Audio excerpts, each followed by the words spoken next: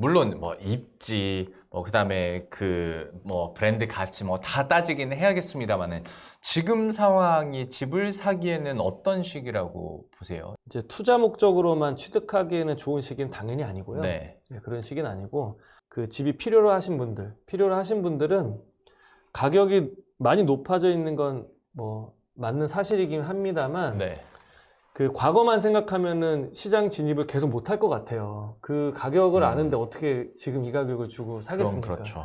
그래서 지금 시장부터 앞으로를 좀 내다봐야 되는데 저는 그래도 내년 상반기 정도까지는 내 구매력에 맞춰서 적절한 규모의 레버리지를 일으켜서 내 집 마련에 나서는 거는 지금은 괜찮은 타이밍이라고 생각이 됩니다. 이걸 보시고 또 반응들이 어떻게 나뉘실지는 모르겠습니다만 네. 지금 상반기가 나쁘지 않은 이유가 금리는 인하 쪽으로 방향 전환은 했고 매매 가격은 상승을 하다가 지금 주춤한 상태잖아요. 네. 지금이 원하는 집의 컨디션을 찾아가기도 좋고 바로 지금 당장 뭐 가계약금 보내야 되고 집을 보지도 못하고 막 줄을 서서 내 집을 한번 봐야 되고 이런 상황은 아니거든요. 네, 네. 매도자가 굉장히 좀 높은 가격에 내놓긴 했지만 지금의 어떤 우위는 매수자가 가지고 있거든요. 결정은 매수자가 하기 때문에 지금은 좀 그런 영향이 있다라고 생각이 되는데 만약에 이제 기준금리를 인하를 몇 차례 더 하고 네.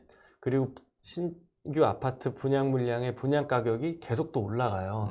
그러면 아마 그 바라던 방향대로 이제 가격이 계속 떨어지지 않으면 굉장히 지금보다 더 큰 고민을 할 수가 있거든요. 뭐 집을 꼭 마련하셔야 되는 분들은 청약 일단 가장 좋긴 하고요. 자금 조달 계획상 일단 수월한 면이 있으니까. 네네. 매매 시장도 좀 꼭 남들 다 좋아하는 그런 지역이 아니다 하더라도 내가 생활권에서 필요한 지역 안에서 좀 덜 올라왔고 갭을 좀 이렇게 메워갈 수 있을 만한 이제 다음 타자인 이제 그쪽을 좀 공략해 보시는 것도 저는 나쁘진 않을 것 같습니다.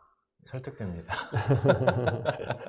지금 고민하시는 분들은 그래요. 내년 상반기까지는 한번 진지하게 고민을 하셨으면 좋겠고 분양시장 한번 얘기해 보도록 하겠습니다. 네. 계속 분양가는 높아질 것 같고 그렇죠. 네. 분양가는 낮아지긴 쉽지 않습니다. 네. 왜냐하면 이제 땅을 매입하는데 들어가는 토지비하고 건축에 들어가는 이제 공사비가 있는데 네. 사실 공사비는 인건비나 자재값이기 때문에 이게 갑자기 떨어질 일은 없잖아요. 그렇죠. 그러면은 자산과 연동돼 있는 토지비가 낮아져야 되는데 네. 이게 이제 쉽지가 않은 거죠. 왜냐하면 이거를 매입했던 이제 시행 주체는 뭐 이자도 냈을 거고, 네. 그러니까 이제 공공에서 발주를 하지 않는 이상 민간 택지는 분양가가 떨어지기는 네. 굉장히 쉽지 않은 이제 그런 상황입니다. 이제 일부 분양가 상한제가 적용되는 지역 같은 경우는 당연히 현재 시세보다 낮게 공급이 되기 때문에 네. 그 안전마진이라 하는 시세 차익을 노리기 위해서 많은 분들이 이렇게 할 거고요. 네. 그러니까 이거를 그 전체적인 이제 분양 시장과 청약 경쟁률로 보시면 안 될 것 같고 네. 규제를 받지 않는 지역, 공급하는 쪽에서는 청약 경쟁률이 낮을수록 완판되는 게 좋잖아요. 가장 비싸게 판다라는 얘기니까. 네. 네. 그러니까 그 가격하고 기축하고 10% 정도씩은 조금 더 비싸게 아마 나올 가능성이 있어요. 그럼 여기서 아마 그 고민들을 많이 하셔야 될 것 같은데 일단 뭐 중도금을 나눠서 낼 수 있고 집단 대출도 좀 용이하다라는 면에서 그리고 새 아파트라는 점에서 너무 입지가 내가 생각했던 거 이상으로 외곽이라던가 터무니없게 고분양가다 이런 네. 게 아니라고 하면은 지금 일단 수도권에서 나오고 있는 주요 지역의 청약 경쟁률을 한번 바로미터 삼아 한번 보세요. 네. 제가 아까 그 서울원 아이파크 말씀드렸던 것처럼 뭐 광명이라든지 네. 뭐 이런 서울 외곽 지역에서 뭐 분양가가 12억, 14억 이렇게 나오는데 경쟁률을 보면 수요를 아마 예측할 수가 좀 있을 겁니다. 뭐 그런 식으로 좀 보시면 될 것 같고 내년에 이제 좀 분양 예정 단지 좋습니다. 좀 알아두시면 도움 될 만한 것들. 네. 지금 가장 눈앞에 있는 것은 방배 삼익 아파트. 이게 대림에서 시공을 해서 아크로 리츠 카운티로 다음 주에 이제 일반 분양에 나설 예정이고요. 그리고 13구역과 14구역 다 방배동인데 이 자이와 르엘로 이제 내년 상반기에 앞두고 있으니까 아마 그 예상되는 그 시세 차익만 하더라도 적어도 3억에서 많게는 8억 정도라고 하니까 가점 관리가 잘 되신 분들은 이제 정말 얼마 남지 않은 강남권의 분양가 상한제 적용받는 그런 이제 로또 단지가 몇 개 이렇게 남아 있는 것이고요. 여긴 좀 기억을 해주셨으면 좋을 것 같습니다. 근데 그래서 일단 원자 말씀드렸습니다. 들어가는 건 다 비싼 걸로 알고 있습니다. 아, 레미안 중에서요? 네.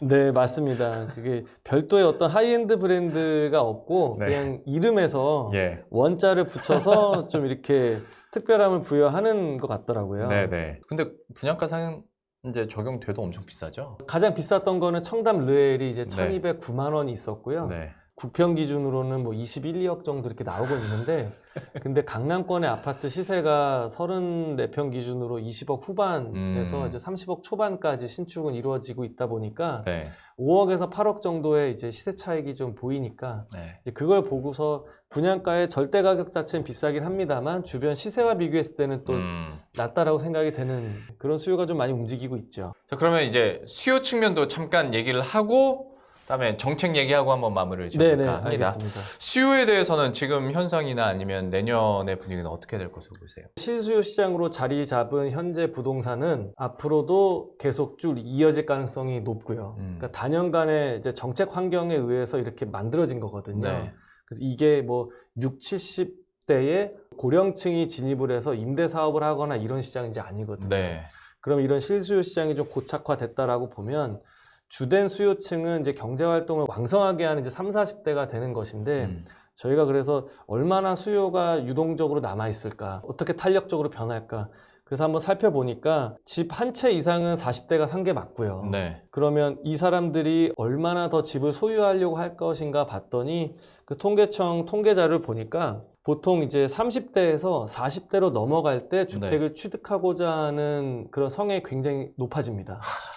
신기하네요. 제가 지금 올해 40이거든요. 아, 그러세요? 굉장한 욕구를. 네, 워낙 동안이셔가지고 우리가 이제 뭐 혼자 살기도 하지만 네. 이제 보통 가정을 꾸리고 자녀가 태어나고 자녀가 커가면서 네. 공간도 넓은 면적이 좀 필요해지고 그렇죠. 어떤 이제 가격보다도 네. 주거 안정을 이제 도모하다 보니까 그래서 40대가 되면 60% 이상으로 확 올라가요. 소유율이. 그러네요. 아직까지 이쪽 인구는 좀 증가를 하고 있기 때문에 좀 유효하다라고 좀 판단이 되는 거죠. 그래서 재미난 좀 지표도 한번 저희가 봤어요. 네. 그러니까 서울의 인구는 91년도가 최정점이었고 그때 네. 1000만 명이 넘었는데 네. 지금 이제 930만 명 정도로 30년 이상 절대 인구 수는 감소를 했지만 네. 부동산에서 수요라고 하는 인구는 감소했는데 그러면 가격이 떨어져야 되잖아요. 그렇긴 하죠. 근데 가격은 30년 전과 비교하면 지금 엄청나게 올랐지 않습니까? 네. 인구가 감소하는데 집은 계속 지었는데 네. 주택 보급률이 또 감소를 했어요. 집을 필요로 하는 최소 단위의 수요라고 할 수 있는 가구는 오히려 늘어났다라는 거죠. 아, 가구가 늘어나서. 네. 그러니까 가구 분화 속도가 더 빨라진 거죠. 집을 짓는 속도보다. 그러니까 당연히 1, 2인 가구가 늘어났고 주택 보급률도 낮아진 거고. 수요는 굉장히 가격에 또 탄력적으로 반응을 하기 때문에 네. 어느 정도 좀 살아있다라고 좀 생각이 되고 그리고 수요를 얘기할 때 구매력을 얘기를 하잖아요. 네. 지금 현재 우리나라 소득 규모는 이렇게 업종마다도 다 업황이 다 다르긴 하지만 네. 전체적인 어떤 이제 급여 생활자들의 급여가 계속 전반적으로 좀 올라가고 있다. 그리고 그 세계은행에서 나왔던 이제 보고서를 저희가 인용을 한 것인데 세계은행에서 우리나라를 굉장히 관심 있게 보는 큰 이유 중에 하나가 그 전 세계 이머징 마켓이나 개발도상국들의 어떤 표본적인 롤모델로 쓰면 될 것 같다. 소득 증가의 측면에서. 그러니까 지금 이제 한 4,400만 원, 뭐 4,700만 원 이렇게 얘기 나오고 있는데 뭐 4만 불, 5만 불까지도 가장 빠른 속도로 가고 있고 그리고 고액 자산가 비중도 싱가포르나 홍콩보다 증가 속도가 오히려 더 빨라요. 근데 실질 소득은 떨어지지 않습니까? 이제 물가 상승률도 있고 네. 하니까 이제 뭐 그런 명목만 놓고 따질 수는 없는데 네. 그러니까 제가 주목하는 부분은 경기는 안 좋아요. 소위 요새 유행하는 그 프로그램 이분하게 다 같이 올라가지 않는 게 그게 문제인 거지. 네. 고루 올라가지 않고 이게 이제 소득 격차가 벌어지면서 여기서 이제 소득 양극화가 벌어지니까 이게 그대로 자산 시장에도 옮겨져 간다라는 게 문제인 거고. 지금은 1억 원 이상 억대 연봉자 수만 해도 130만 명이 넘는다라고 해요. 그러니까 이들의 대부분은 이제 40대나 이렇게 될 것이고요. 그래서 아주 많은 축은 아니지만 지금 정도의 가격선을 좀 더 지탱해 줄 사람들은 좀 있는 것 같아요. 살 여력이 있는 수요는 여전히 그러니까 있다라는 거네요. 네, 경제가 힘들어져도. 네, 경제가 힘들어져도 여전히 있는 것 잠깐만요. 이거 되게 위험한 얘기 같은데 이거 보시는 분들이 막 댓글 막 이거 아니에요. 그 정도로 조회수가 많이 나오진 않습니다. 저는 이제 집값 상승에 대해서 네. 그 수요가 굉장히 풍부하다, 꾸준하다라는 의미보다는 네. 지금의 가격선 그리고 어떤 소득 규모와 그런 대출과 관련된 또 금리와 관련된 여건을 놓고 봤을 때는 작년과 올해처럼 계속 꾸준히 성장할 가능성은 좀 남아있다라고 네. 좀 생각이 됩니다. 그러면 이 금리 정책이 부동산 시장에는 어떤 영향을 주게 될 것인가에 대해서는 전망 어떻게 하세요? 지금 당장은 이제 두 차례 우리도 그 금리를 인하했지만 부동산 시장은 여전히 차갑잖아요. 네. 냉기가 돌고 있는 이유가 금리의 영향은 지금 당장은 없습니다. 왜냐하면 바로 그냥 대출을 실행하러 은행을 가보면 네. 은행에서 대출이 잘 안 나오니까 네. 금리가 오르든 떨어지든 지금은 영향이 없어요. 네. 그래서 저희가 연구를 좀 해보니까 기준금리 계속 인하한다고 하는데 한쪽에선 또 대출금리가 또 올라가기도 했고 대출이 규제가 되니까 네. 대출 규제와 금리 인하 중에서 어느 쪽에 이제 시장의 무게를 두고 방향을 좀 봐야 될 것인가 이런 고민을 좀 했었는데요. 지금 당장은 대출 규제 현실은 영향 대출 거죠. 규제잖아요. 대출 규제 크죠. 정책도 그 효과가 지속되는 시간이 있잖아요. 네. 대출 규제가 가져가는 그 지속성이 얼마나 유지가 되느냐 저희가 좀 과거를 한번 살펴봤어요. 네. 그래서 이제 여러 연구 보고서도 살펴보니까 최근에 이제 KDI 자료도 좀 있었고 네. 그것도 좀 저희가 참고 인용을 좀 했고요. 네.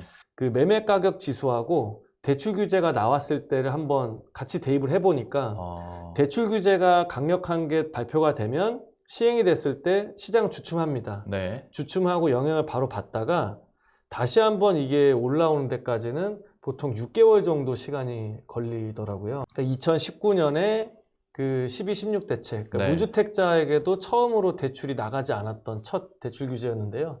그때도 이제 2020년 중반 이후에 가격은 상승했었고 그래서 지금 현재로 다시 돌아와서 얘기를 하면 지금은 대출 규제를 하고 있긴 합니다만 추가적으로 더 강한 규제가 나오질 않으면 네. 지금의 이런 분위기는 점점 약해지고 기준금리 인하에 대한 어떤 사람들의 매수와 관련된 그쪽의 영향은 점점 커질 것으로 저희는 예상을 좀 하고 있어요. 6개월 시차라고 한다면 대충 봤을 때 내년 상반기에는 그러면 좀 반등할 수 있는 여지가 있겠네요. 네, 내년 상반기에는 지금과 같은 정책 환경이 다른 변수가 없다라고 하면 네. 그렇게 될 것으로 보고 있고 하나 더 붙이면 거래량은 지금까지 수년간의 정책 환경을 통해서 1년 중에서 가장 거래량이 많았던 시기는 7월달, 8월달이에요. 네. 올해도 그랬고 작년에도 그랬고 아마 내년에도 여름에 그 매매 패턴 때문에 높아질 가능성이 있습니다. 네. 그러니까 내년 상반기까지가 약간 좀 지금처럼 좀 전약, 후강 이렇게 좀 보고 있는데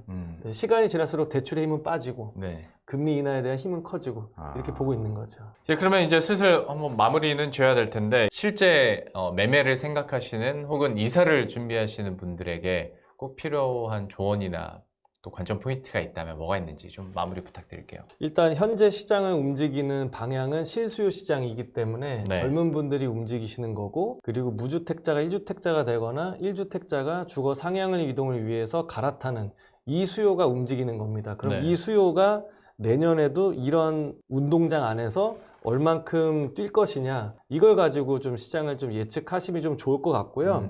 일단 우리한테 생각되는 가격 결정 요인으로는 현재 어떤 구매력에 직접적인 영향을 주는 대출 규제가 있을 거고 네. 그리고 돈을 빌리기 얼마나 수월할 것이냐 뭐 자산에 돈이 얼마나 들어올 것이냐라고 하는 이제 금리의 방향성이 있을 거고요.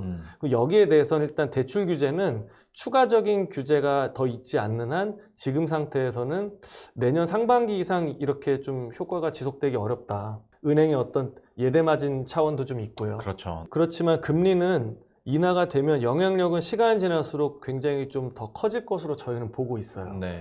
그럼 이제 거래량은 임대차 입법이라든지 대출 규제 이런 것 때문에 지금까지 보면은 내년에도 아마 여름 때가 아마 피크를 이룰 가능성이 좀 있고 그 다음은 이제 가을 그 전에 이제 봄 때 아마 태동이 될 가능성이 좀 있습니다. 그리고 지방 같은 경우는 미분양이 줄고는 있지만 악성 미분양은 아직도 좀 소폭 증가하고 있다는 측면에서 투자 시장이 활발하지는 좀 않고 좀 저점을 다져가는 시간은 내년과 내후년 좀 잡아야 될 것으로 좀 보고 있고, 우발 채무나 부실 PF 사업장으로 인한 시스템적인 리스크까지는 이제는 보는 시각들은 많이 없어진 것 같아요. 네. 다만 좀 질서 있는 퇴출을 통해서 좀 안정적인 시장 기여에는 올해 어떻게 흘러갈지 정도는 확인을 좀 해주시면 좀 좋을 것 같고요. 그래서 내 집 마련 고민이신 분들은 분양과 매매를 동시에 놓고서 내년 상반기 정도에 한번 좀 용기 있는 고민 해보시는 게 좀 어떨까, 이렇게 좀 마무리 좀 하고 싶습니다. 용기 있는 고민, 예, 필요한 네. 시점인 것 같습니다. 물론 저희가 이 부동산이라는 게 지역별로, 그 다음에 뭐 주택 연식별로 워낙 천차만별이니까 네. 이걸 다 뭐 일반화 시킬 수는 없지만 전반적인 흐름은 이렇게 갈 것이다. 그리고 우리가 만약에 매매를 생각을 한다면 이 정도 타이밍은 괜찮지 않을까라는 정도의 힌트로 여러분들이 받아들여 주시면 좋을 것 같고요. 우리 연구원님과는 그러면 여기서 마치고 인사드리도록 하겠습니다. NH투자증권 정보현 수석연구원과 함께했습니다. 오늘 말씀 고맙습니다. 감사합니다.